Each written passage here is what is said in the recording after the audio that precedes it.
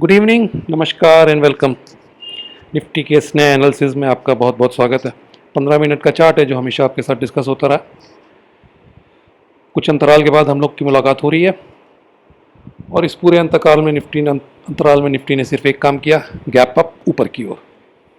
पिछले वीडियो में एक अपर दायरे की बात की गई थी आपसे और शॉर्ट्स के लिए इसीलिए एडवाइस नहीं किया गया था क्योंकि ऊपर का दायरा 11,096 से 11,250 का था। निफ्टी ने उस दायरे को पूरी तरह टेस्ट किया और 11,232 का हाई भी रजिस्टर किया। और गैप गैप सारे गैप्स, कोई गैप फिल नहीं हुआ है अभी तक। सीधी सी बात है, इस तरह का मूवमेंट थर्ड वेव्स में दिखता है आपको। पिछले वीडियो में आगे बढ़ूं, एक हमारे फ्रेंड ने कमेंट किया था कि शायद यहाँ पे सी वेव हमने फेलियर के साथ ख़त्म की है। बहुत अच्छी चीज़ है ये, अगर आप इसको सीख रहे हैं और इस पैटर्न को रिकग्नाइज करना आपने शुरू कर दिया है तो यकीन मानिए ये बहुत ही अच्छे साइंस हैं और बड़ी खुशी होती है जब मुझे लगता है कि मैंने कुछ कंट्रीब्यूट किया आपको इस चीज़ को सीखने में। तो कंटिन्यू कीजिए और होपफुली आप बहुत बेहतर एनालिसिस कर पाएंगे।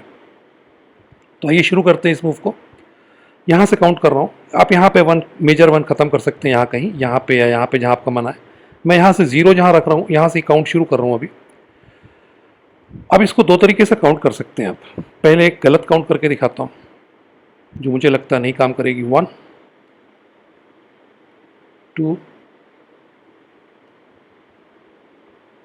3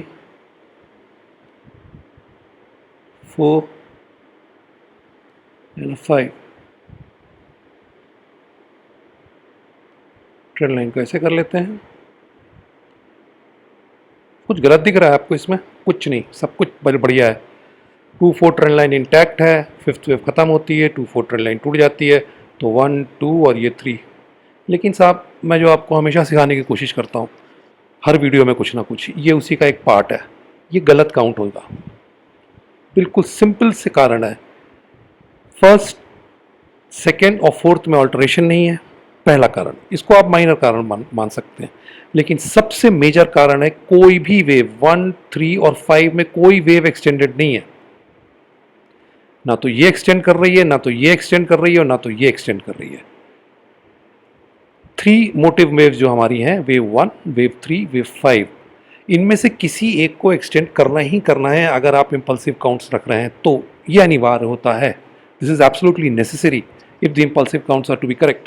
Here we don't have any extensions, neither this is extended, nor this is extended, nor this is extended. So if we try to put this kind of a count, it will not work. तो इन सबको हटा लेते हैं। ये एक, देखिए, कागज़ में बना के सीखना बहुत आसान काम होता है, लेकिन अगर लाइव चार्ट में आपको सीखने को मिलता है तो उसकी बात ही कुछ और होती है। वापस कर लेते हैं। ये वो ट्रेंड लाइन दौड़ रही है हमारी, इसको ज़ीरो पे रखते हैं थोड़ा और यहाँ करते हैं इसको। यहाँ जाके ये ट्रेंड लाइन टूटी। अब अगर इसे मुझे मार्क करना होगा तो मैं कुछ इस तरीके से मार्क करूँगा। 1 2 3, we are into the fourth. Fifth का भी काम नहीं है। तो यहाँ से अगर कोई मूव हम चला रहे हैं तो उसमें 1 2 and this is the third क्यों यहाँ रख रहा हूँ? क्योंकि ये ट्रेंड लाइन टूट रही है। अब मेरी 0-2 की ट्रेंड लाइन यहाँ टूट रही है, तो इसका मतलब तीसरी खत्म हो चुकी है और ये गैप्स हैं। ये दो चीज़ें, मुझे दो कारण है जिसके कारण मैं यहाँ पे थर्ड रख रहा हूँ। तो अब फोर्थ का जो टेंटेटिव जोन आता है वो ये आता है। This is the target zone of the fourth, और की लेवल जो टूटना नहीं चाहिए लोअर साइड में वो ये है 10,953. So if you are long, your stop loss has to be at 10,953, not a point below. Below this, if we go, this move will be over. You can assume this move to be over. This move, this pattern, maybe we correct down, then again start moving up. That's a different thing. But for the time being, if we break below 10,953, this pattern will be over. So this is your stop loss if you are long and if market has to move, sustain this move. And if this count is correct. So 1 2 3, most probably we are into the fourth, और fourth में सीधी सी बात है, ये जो rise यहाँ से यहाँ तक का हुआ है ये एक एक्स वेव का फॉर्म ले रहा है। This is nothing but a small x wave that's going on. ये पैटर्न एक्स वेव का है। आगे जाके अभी तक जो दिख रहा है, देखिए ये पैटर्न अभी तक जो दिख रहा है ये एक्स वेव का है। कल कुछ और फॉर्म ये लेता है, बात अलग है, लेकिन मुझे नहीं लगता लेना चाहिए इसको, क्योंकि ये बहुत क्लियर एक्स वेव चल रही है। सो ये एक करेक्टिव पैटर्न पूरा हुआ है, A B C time kind of structure. इसके बाद ये एक्स वेव है, और इसके बाद हमको फिर से एक दूसरे करेक्टिव पैटर्न के नीचे आना चाहिए जो फोर्थ वेव को बनाएगा। और ये फोर्थ वेव इस जोन में कहीं आके पूरी होनी चाहिए विदाउट ब्रेकिंग बिलो 10,953। तो अगर आप लॉन्ग है, सीधी सी बात है, 10,953 आपका स्टॉप लॉस है। कल के लिए, सिर्फ कल के लिए अगर आपको कोई शॉर्ट पोजीशंस रखनी है, 10,170 ये आपका स्टॉप लॉस होना चाहिए। 10,170, नॉट अ पॉइंट मोर। क्यों? थोड़ी सी बात मैं ख़राब करता हूँ हमेशा एक दायरा देके आपको। अगर 10,170 के ऊपर हम जाते हैं, sooner or later we will be moving high above this. ये पूरा करेक्टिव पैटर्न बन रहा है, आप एक बात गौर कीजिए, ये पूरा करेक्टिव पैटर्न ऊपर बन रहा है। तो ये पैटर्न कंप्लीट होने के बाद हम फिर से इस हाई को टारगेट करेंगे, ये पक्का है, जब तक कि हम बहुत तगड़े से नीचे नहीं जाते हैं।